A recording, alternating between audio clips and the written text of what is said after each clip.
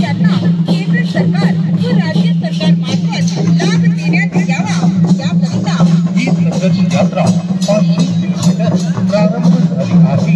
आपल्या गावापर्यंत पोहोचणार आहे.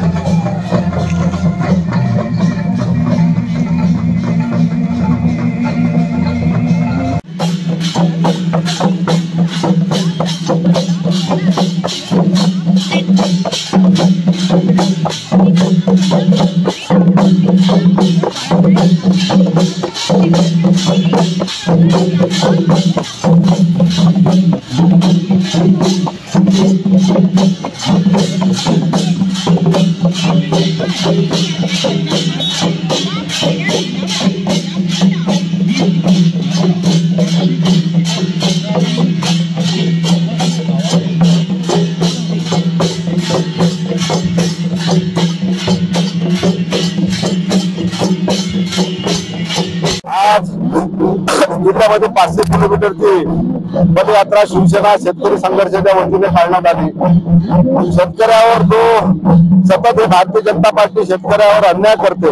शेतकऱ्याच्या पिकाला भाव नाही, सोयाबीनला भाव नाही, कापसाला भाव नाही.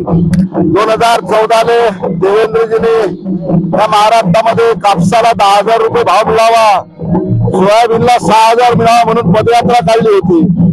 आज देशामध्ये भारतीय जनता पार्टीचं सरकार आहे, महाराष्ट्रामध्ये सरकार आहे, तरी सुद्धा सोयाबीनला फक्त 4,000 रुपये भाव आहे, कापसाला 6,500 आहे.